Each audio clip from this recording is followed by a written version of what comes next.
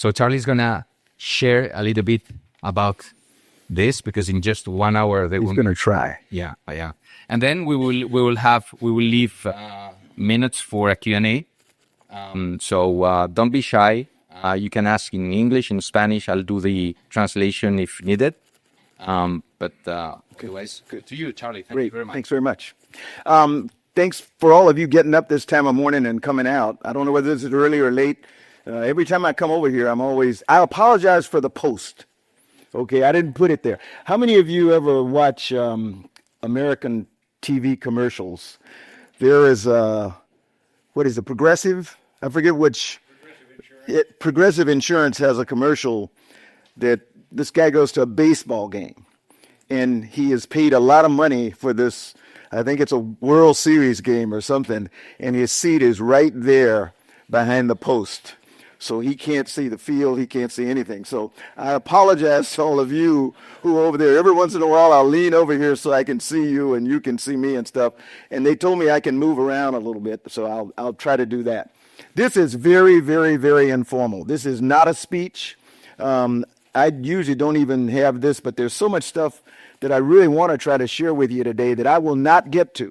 So you're going to have to help me tell you what you're interested in. And what I mean is, Juan mentioned a question and answer period at the end of this. The question and answer period begins right now. So if there is some burning question that you have, please just ask it and I'll try to answer. I have way too many slides, and I always carry way too many slides because I never know what people are going to be interested in. And they go in sort of an orderly progression that'll help me if you all don't have questions and I end up having to go through all these slides. But so we'll try to do that. Let me ask a question. When you hear the term innovation, what do you think about? We just finished an incredible 2.5 days talking about innovation in the software in the semiconductor industry, and we've got some of the experts who were with us trying to help teach the trustees about semiconductors and stuff like that. So we just finished. Several of the trustees are sitting up here in the front and all that. What do you think about? This is a question. I mean, and I'm asking you for an answer. What do you think about when you hear the term innovation? What's the first thing that comes to your mind? Change. Okay. Anybody else? Opportunity. Improvement. Funding. Thinking. Great. I had 2 deputies while I was the NASA administrator. Everybody know what NASA is? Anybody doesn't know what NASA is?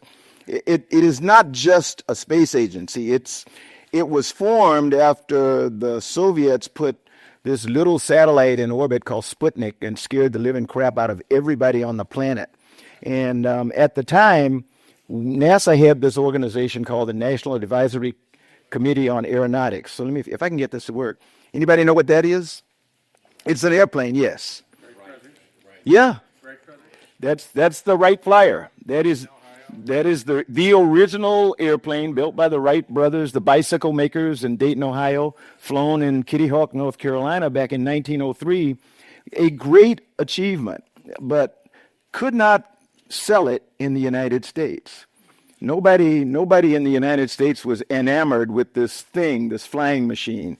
However, here in Europe, people really took to it, and we ended up in the Great War, World War I, and that was the first time that airplanes were used in combat, and it wasn't the U.S.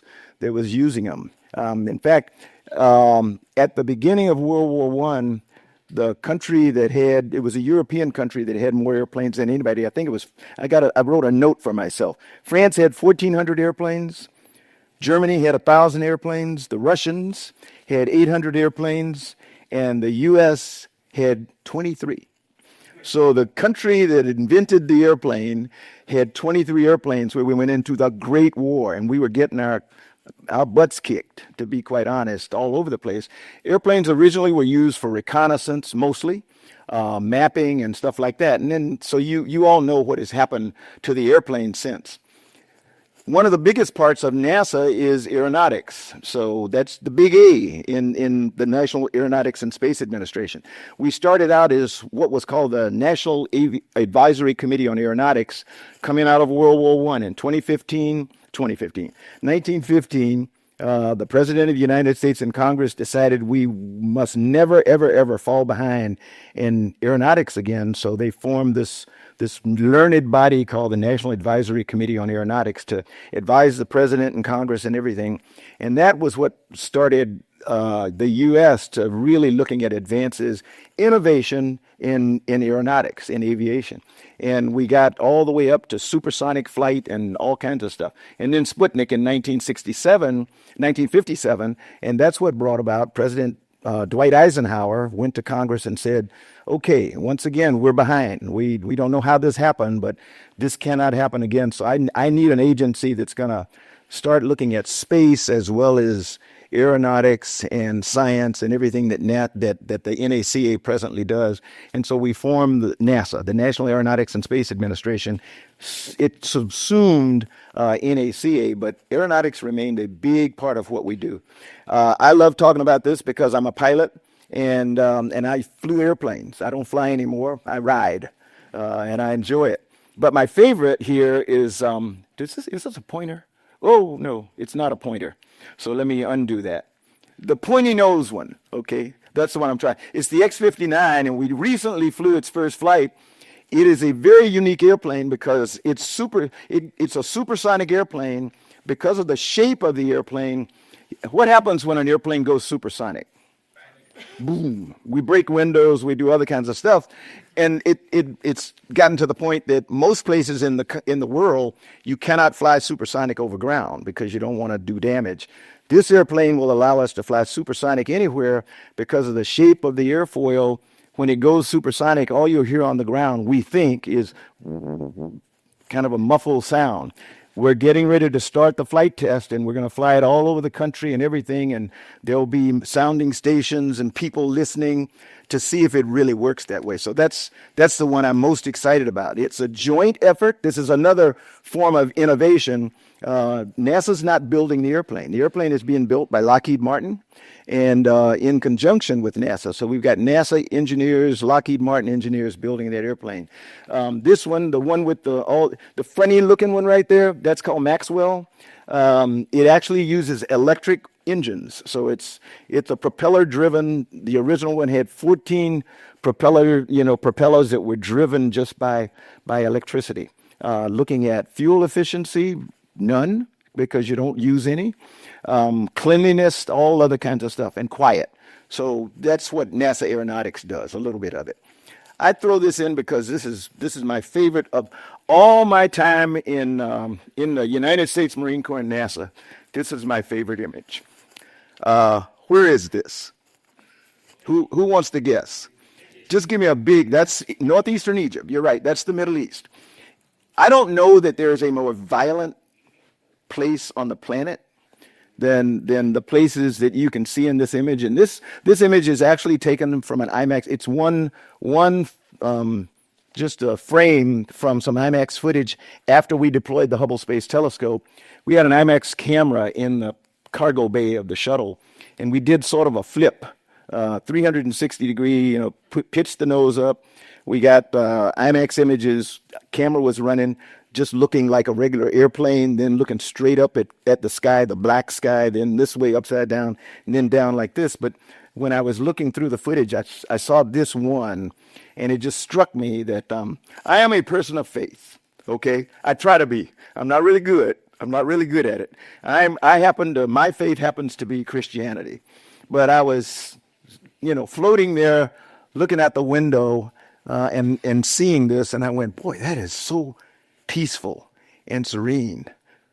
But it's not. So why is it not?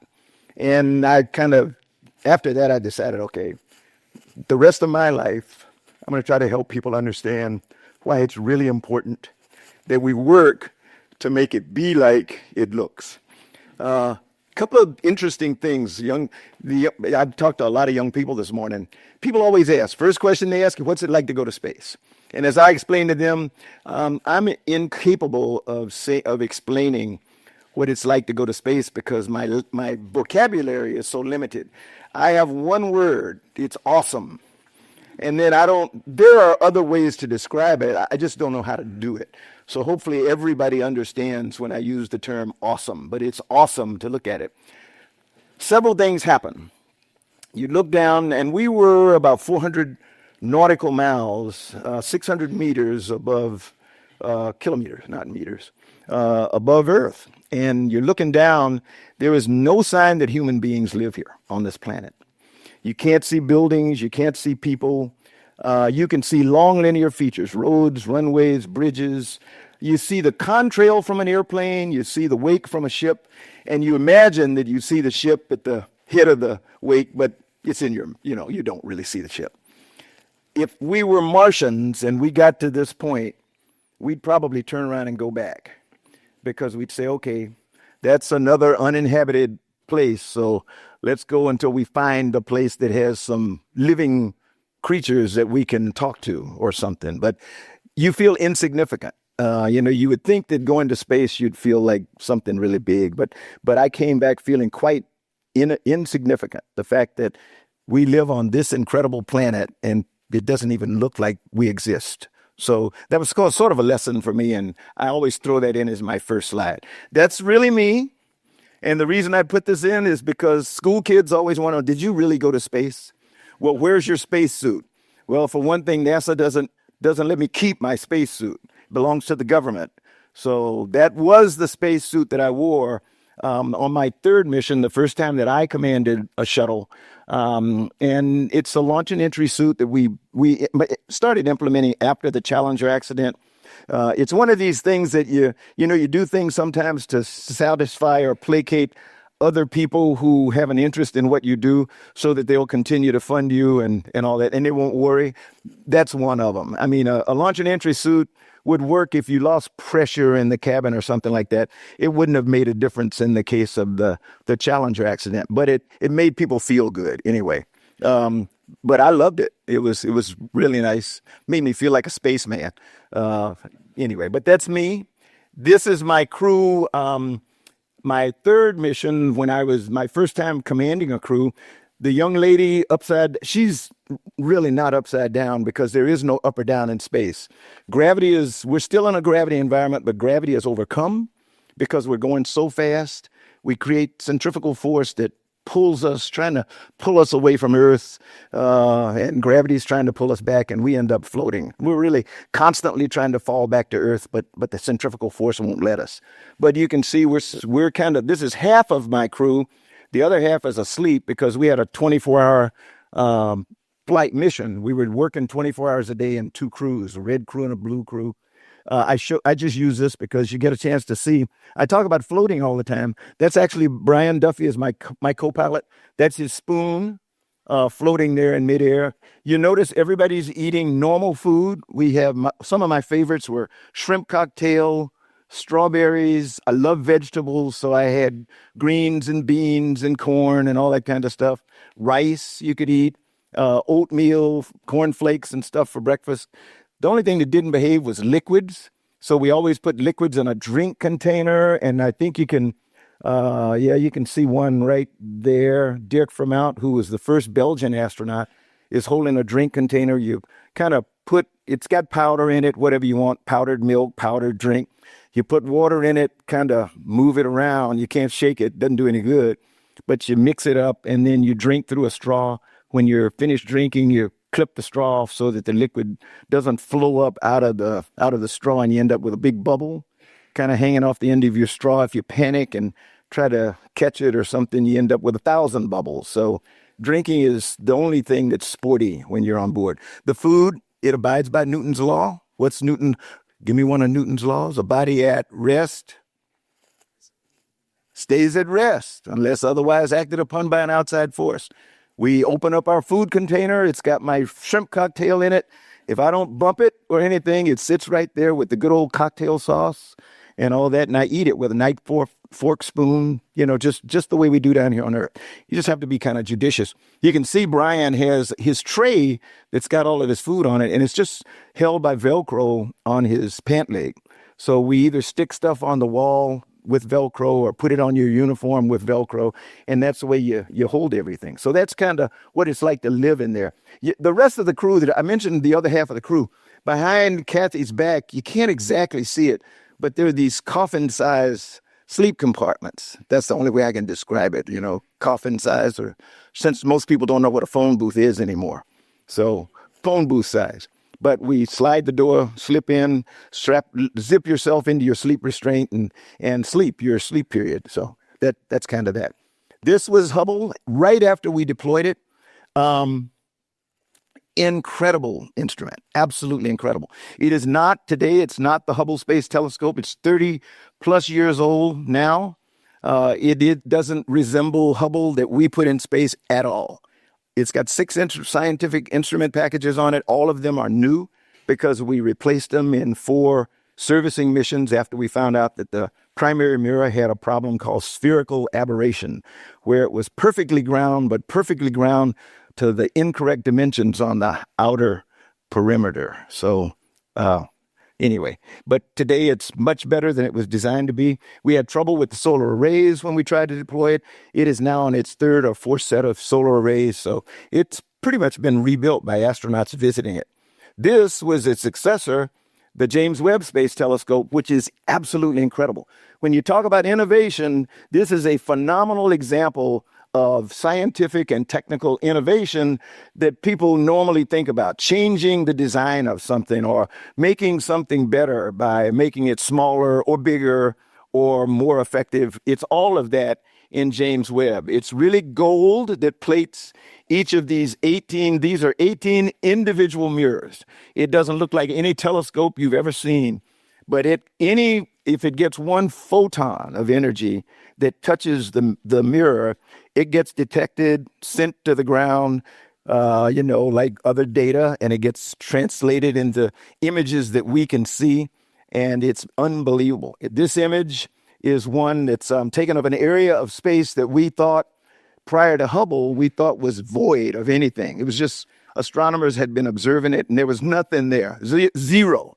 Not a thing. And they took Hubble and kind of put it and let it look at this particular area of space of the universe, and then looked at the data, and lo and behold, there were billions of stars and planets and galaxies and stuff. You're looking almost back to the beginning of time. Now, I know that doesn't make any sense to anybody. I have a hard time with it myself. But the light that caused us to be able to see this image started coming to us, when our universe was created. And if you're like me, I always wonder whether God, whether he or she, did pulled all this stuff together and there was the universe, or whether had something in her hands and the universe was created. Hubble caused us to change our mind about which one was really true, because we used to think that the universe was contracting. And then with Hubble, we started noticing that no, the universe is actually gradually expanding. So we're in an ever-expanding universe and all that kind of stuff. So I'm going to show you this, and this is my favorite. I'm going to let you figure out why. And I'll talk you through some of the people because it's got a lot of my heroes in here. And I apologize over there because I'm not pointing at your screen. Everybody, that's Sally Ride, first woman to go to space, first American. Mae Jemison, first American. Dickie Stace, Eileen Callis, first woman to fly as a pilot, and Ben, Commander Spatials. Key Killen, my hero is coming up. This is my hero, Lake Capsule, who hand calculated all of the data to get John Glenn to orbit and back safely. Actually, we're all the way through the beginning of the shuttle. Because she was one of those thousands that, not just black women, but it's in the movie Hidden Figures, the black women are featured at Langley, but all women were created equal. They were all put in a slave, sir. They weren't allowed to be in here at sea. And so they enabled us to get to space. Jessica Watkins right here is a championship rugby player, is captain of the rugby team at Stanford, and I'm hoping she'll be one of the first people to get to Mars. She's a planetary geologist, so she She knows about all that stuff. Okay, what was unique about that? Help me out. Huh? All women. They represent 40, I looked it up yesterday. It used to be 51%, I think. They represent 49.7% of the people on the planet. So we talk about innovation and leadership and that kind of stuff. You think we can do that without 49.7% of the people on the planet? So I tell all my male friends, grow up. Bring the other 49.7% of the people on the planet onto the team because they know how to innovate. I started telling you a story about David Newman, who was the best deputy I could have ever asked for. She was the deputy administrator at NASA the last part of my time there in the Obama administration. And NASA prides itself in being an innovation organization. And Dava came in and she said, what I'd like to do is I'd like to work on innovation, and making us better at innovation. And a lot of us old-time NASA guys got really offended because we thought NASA was the leader in innovation. And what she taught us was that innovation is not just new machines, it's changing the way people think. It's innovating business models, it's innovating thought processes, and it's bringing in all these people that we previously didn't want to listen to. So we learned a lot about innovation from Dava. And we were talking a lot about innovation this week in our session on semiconductors because of the ways that we are trying to figure out how to make better semiconductors, to include, in my mind, making them in space one of these days where you'll get much purer, much more effective semiconductors. So we'll see. I talked about Sputnik. As a result of Sputnik, today there are 3. Count them, 3. Only 3 nations in the world who can send people to space have that capability. There's Russia, there's China, and there's Russia, and there's China, and then there's the U.S. This was Yuri Gagarin went to space in Vostok, and then they turned to Soyuz, and that they've been using Soyuz. You talk about lack of innovation. They've been using Soyuz since the very beginning of their space program. And they have a saying that better is the enemy of good. So if it ain't broke, they don't fix it. And they're really good at what they do. The Chinese are really, really, really good at what they do. They have a 50-year plan that goes through 2050 now. They started it with intensity in 2020. And their plan says, okay, we're going to go to the moon. We're going to go to the backside of the moon. We're going to bring samples back to Earth. They've done that. They say, we're going to go to an asteroid and we're going to get samples and we're going to bring them back to Earth. And they will do that. We've done it, fortunately. We haven't brought any, other than Apollo, we haven't brought any samples back from the moon since the 70s. And the Chinese are doing that now. And then the Chinese have a progression of programs where they're going to begin to bring samples back from Mars. Mikhail, back there, we actually have a young scientist here who worked at the Jet Propulsion Lab and was working on a Mars sample return mission that we canceled because it was too expensive and taking too long. And I happen to be a person who wants to go to Mars, and I really would like to have some samples before I go so I can tell just how bad it's going to be or how good it's going to be or whatever. So we need to do that. So we've got to be innovative in figuring out how we get there less expensively and take less time to do it. After Apollo, we were looking for, it was actually before Apollo ended, before you even landed on the moon, we began to look at something that would be reusable, could get people to low Earth orbit and allow us to operate in space over periods of time. And that was sort of the birth of the space shuttle. The idea came up in 1972. We were going to fly it in 1978. We finally flew it in 1981. And people always talk about what's the legacy of shuttle, and they always think of technical stuff. In my mind, the legacy of shuttle is the fact that it lets people like every one of you here in this room have an opportunity to go to space. Unlike Apollo and Soyuz, there were 3-person crews. That was the maximum number of people could go. Astronauts back then were all test pilots. As a matter of fact, all white male test pilots. And shuttle just changed all of that. Shuttle had the capability of taking a crew of 8. You only needed 2 pilots. So that meant you only needed 2 test pilots. You could start taking doctors, engineers, scientists, poets, teachers. We've flown teachers in space. During the shuttle era, we flew lots of people that would not have been able to go to space otherwise had it not been for the space shuttle. After 2 accidents, we decided, the plan was, okay, we're going to fly shuttle until 2010 to finish building out this thing we call the International Space Station, and then we're going to retire the shuttle, and we're going to innovate again. We're going to change our business model. We're going to introduce commercial space flight. We're going to let industry build the spacecraft like they always did. NASA did not build the space shuttle. A company called Rockwell, now Boeing, built the shuttle. We always contracted for companies to build things for us, and then we took them, owned and operated them, and maintained them. Cost a fortune. When I was the NASA administrator, it cost us $2 billion a year to maintain shuttle, whether I flew it once or 10 times. And that was just becoming untenable. So we decided we're going to change our business model. We're going to go to industry just like we've always done. We're going to tell them what we want, what we need, what kind of vehicle we need. We're going to let them propose it. We'll work with them. We'll do whatever they need for us to do. We'll give them astronauts in the factory. We'll give them engineers in the factory. They're going to build it. They're going to own it. They're going to operate it. And we're going to rent it. So that's what we do today. We buy a service.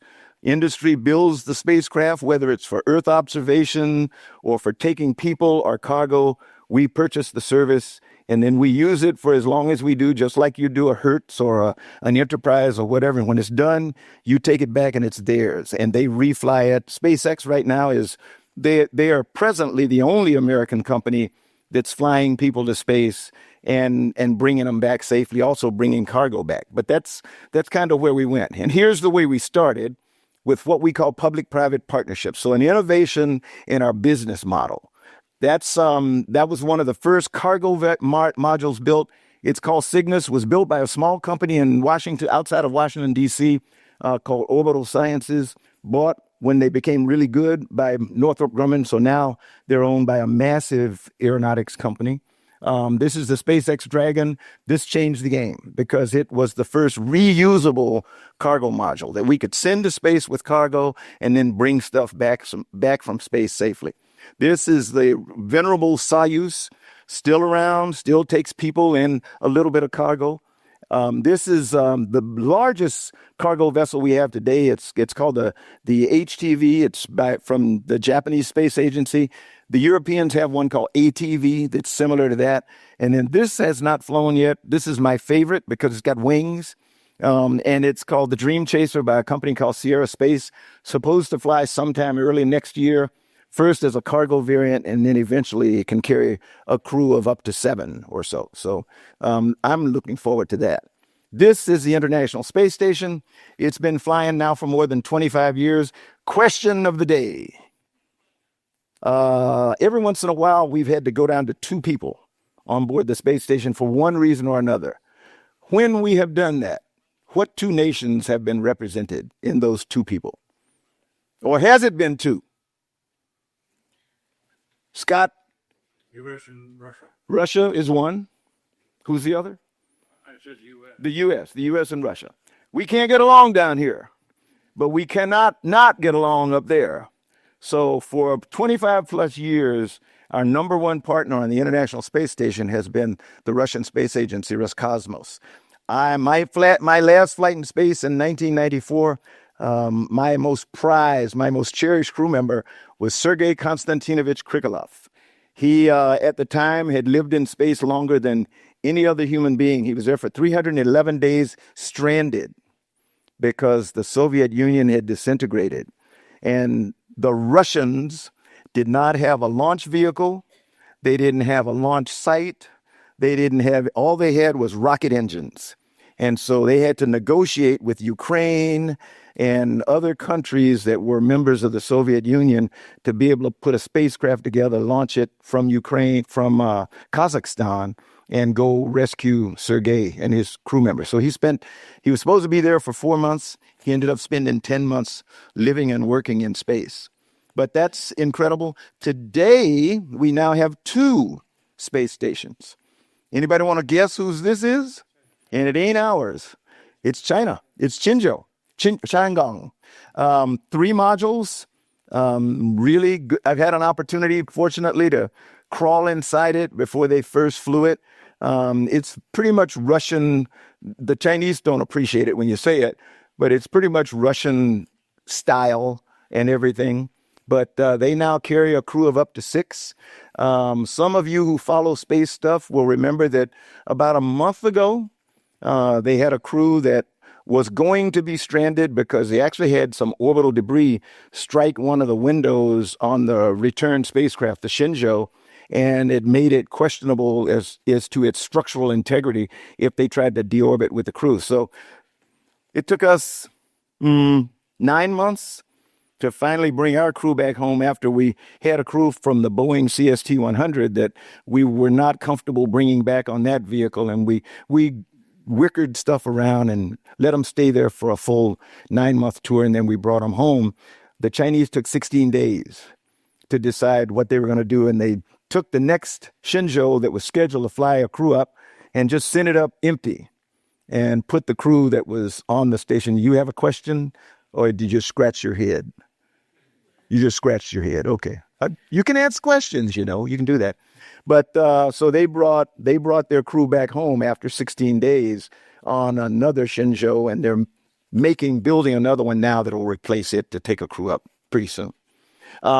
This is me on my very last mission, the one I flew with Sergey, doing biomedical experimentation. Phenomenal story. The guy who's with me. Yes. Yeah. So, from the previous story. Yes. What's your thinking about debris, like actual? Bad stuff. What's my thinking about orbital debris? Bad thing, and we've got to figure out something to do with it. The UN is looking, everybody in the world is looking at what we do with orbital debris. What you ideally want to do is don't make it. One way not to make it is doing weapons tests in space. Warfare in space is not like warfare down here on the planet. You shoot something and blow something up down here, it just kind of falls down. It becomes rubble on the ground. You hit something kinetically in space, and you've got thousands of pieces that are going to be going around Earth where it got hit for months, if not years. So if you look at a picture of Earth, it now has its own rings, and it's mostly debris. So we've got to figure out a way to, one, mitigate orbital debris. And then there are some companies today that are looking at ways to go out and literally collect orbital debris. It'll take a long, long, long time, but we need to figure out ways to decrease the amount of orbital debris. Every time I flew shuttle, I came back, I flew 4 flights, and every time we had a little tick on one or more of the windows where a piece of orbital debris had struck it. But we had 16 panes, 16 layers on the window, so you really didn't worry about a big strike. But it caused you to have to change out the pane when you came back, so you don't want to have to do that. Hubble, every time we got the solar arrays back, they were just beat up, where you had little particles of orbital debris that had struck the solar arrays. So we need to figure it out. A crew member that goes to the International Space Station that's actually a surgeon on the ground doing telerobotic surgery on an animal on the International Space Station. But we have apparatus on station today that allows an astronaut to spend 6 months in space, come back, and muscular strength is better than it was when they left because they're exercising every single day, for an hour or so a day, either on a treadmill or a bicycle ergometer or something. That was Samantha Cristoforetti, an Italian F-16 fighter pilot who became an astronaut. She's flown twice now on the International Space Station. She actually trained for almost a year with the Chinese and we were hoping was going to fly with the Chinese, and her program kind of fell apart, and we don't know why. But anyway, I was hoping she would fly with them. We talked about semiconductors this week, and this is a facility called the Wake Shield facility. I don't know what you think it looks like. It looks like a flying saucer, and that's what we had hoped it would be. We were going to release it. We put it out. We grappled it in the payload bay of the shuttle, lifted it out with a robotic arm. We were going to release it, let it fly around Earth on its own, like a flying saucer. This is actually a furnace, And on the back side of the wake shield facility, you get a hyper vacuum created because there are molecules even in space. And as it goes around, the few molecules that they are go around the shield and create this hyper vacuum in the back. The furnace has a plate that has just a metal plate or a subplate or substrate or whatever you want to use. And then we extrude gallium and arsenic on this particular one in alternate layers to make gallium arsenide wafers that we would bring back to Earth to make, microchips and stuff.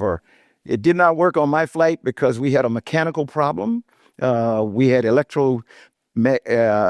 EMI that caused the power supply to shut down, so we couldn't release it.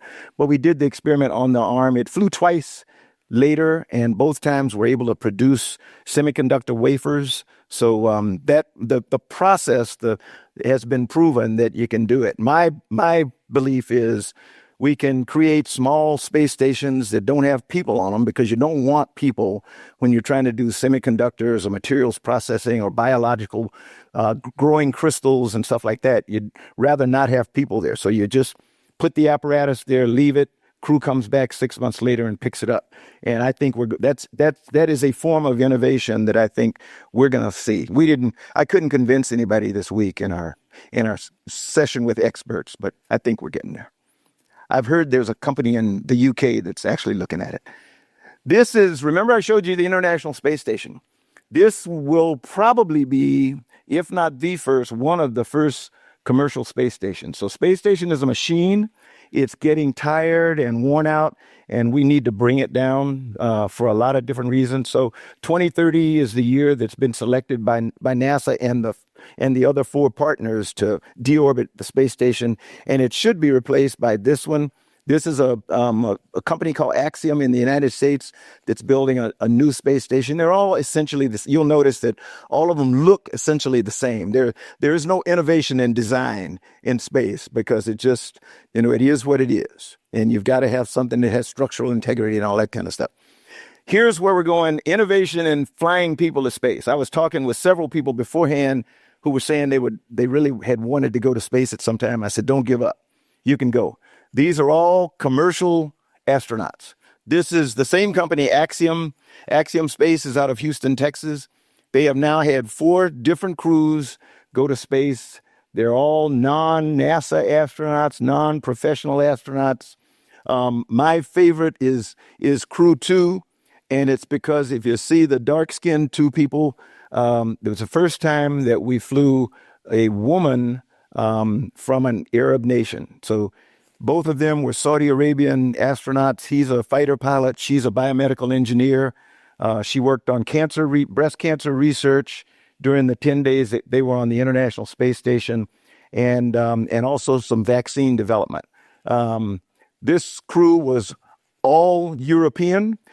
Some of you may know Michael Lopez Alegria, born in Madrid, became an American citizen and is one of NASA's, not anymore, he's now a civilian astronaut, but he was one of NASA's more experienced astronaut at the time that he retired, held the record for spacewalks and time in space and a lot of other stuff, but had an Italian, a Turkish, and what is that? Is that Sweden?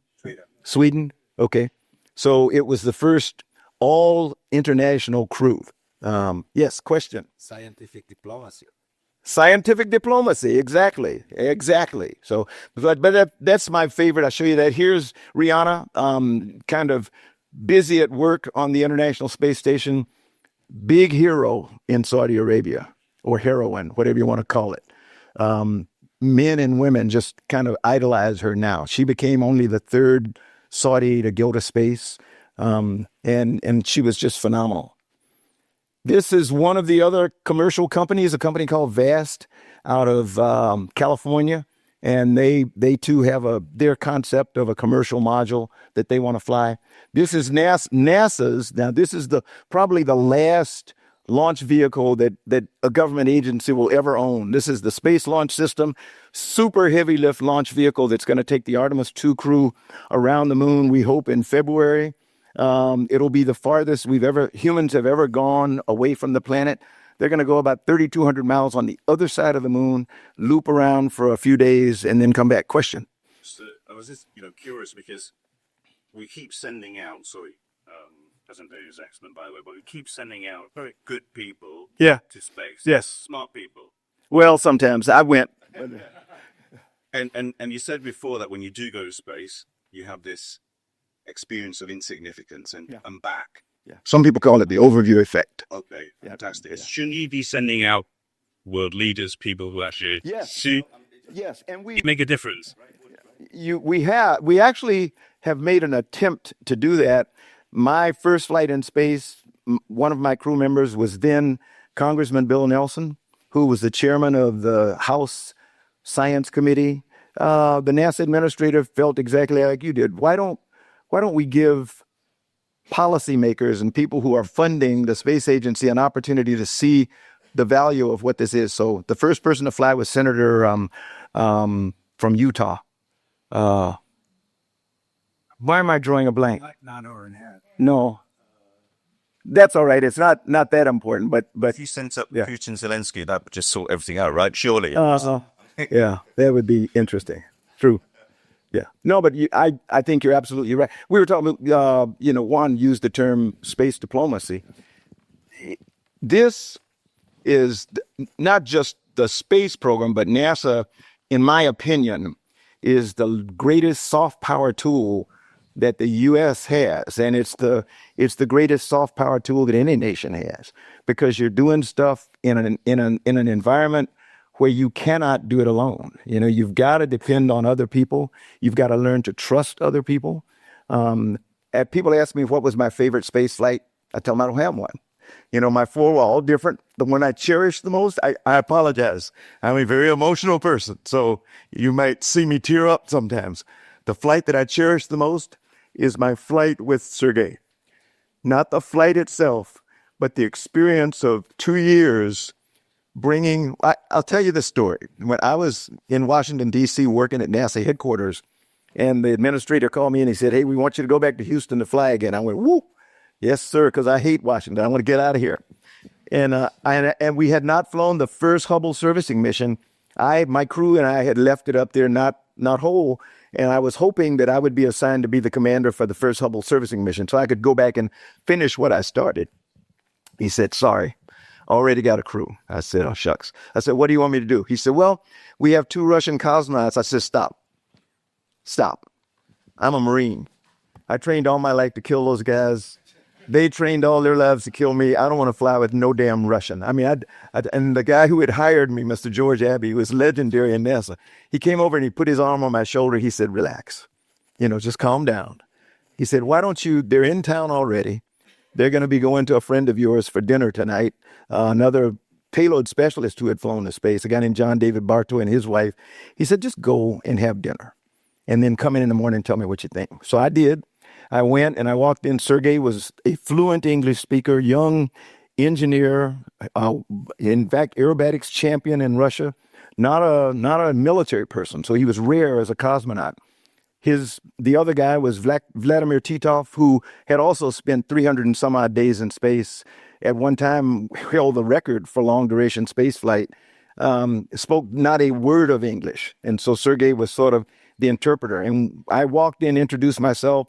We almost immediately started talking about our families. I had 2 kids, a son and daughter, who were in school. And my son was already at the Naval Academy, and Sergey had a daughter, Olga, who was 4 years old. Vladimir had a son, Yuri, who was 8, and a daughter, Marina, who was 18, who had already gone to Houston ahead of the family in anticipation and enrolled in junior college because she wanted to be a business person, an international business person. She spoke fluent English. Her dad and mom spoke none. Her mother was fluent in French. Vladimir's son, Yuri, spoke no English. In about 6 months, Yuri had a cowboy hat, big Texas belt buck, and cowboy boots, spoke fluent English. Watching them and the 200 or so Russians in their team, doctors, researchers, flight controllers, you name it, that we brought over this was an experiment. We wanted to send American astronauts to live and work for a time on the Mir, the Russian space station, because we didn't have a space station anymore. And we wanted to see if we could work with them. And it turned out our flight went swimmingly. I mean, it went incredibly well, to a large extent based on the fact that we learned how to work together, how to trust each other and stuff like that. And that's why I say that's the one I cherish more. So anyway, here we are. I'm almost closing out here. This is the way we take humans to space today, commercially. This is the SpaceX Crew Dragon. You can see the nose cap comes up, it docks. We come into the International Space Station, live there for 6 months, sometimes more, and then go back home on that. This is Orion. It's NASA's crew vehicle, massive crew vehicle compared to Apollo. It has the capability of carrying a crew of 4 of 7. We're going to put a crew of 4 on for the first return around the moon, not to the moon on Artemis 2. Artemis 3, the reope will occur about a year after Artemis 2. Will take 4 crewmen to the moon and then down to the lunar surface. This is the CST-100. It's Boeing's spacecraft, the one that got to the International Space Station, but then we didn't think we could bring the crew home safely. It turned out we undocked it, brought it back, didn't have a problem, but we didn't want to take a chance. We are risk averse when it comes to putting crews at risk. This is the inside. I love this view. This is the inside of Orion on its first flight around the moon when it went farther than any vehicle intended for human spaceflight, 3,200 miles on the other side of the moon. This is a mannequin that's wearing a radiation vest and some other stuff to evaluate whether or not we can put a vest on a crew member to limit the amount of radiation that a crew experiences, because when you go away from Earth, you're in an area where we don't have Earth's magnetosphere to shield us, and so we're exposed to planetary radiation, or cosmic radiation. Interesting thing here in the middle, you see Callisto. For those of you who have Alexa in your homes, this is Amazon. It's a collaboration between Amazon and WebEx. They call it Callisto. Callisto works exactly the same way as Alexa in your house.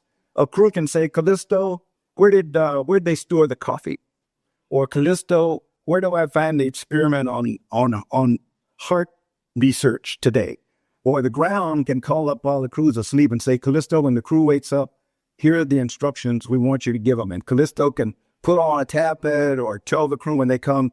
That worked incredibly well. So another way of innovating so that we can, a crew working 24 hours doesn't have to go over and do like I did on my 4 flights. We had a teleprinter, believe it or not. And we'd go over in the morning and somebody would be assigned to get this roll of teleprompter paper, and he had to read through it all, highlight it, tear it, and give this to whichever crew member it was intended to do. We don't do that anymore.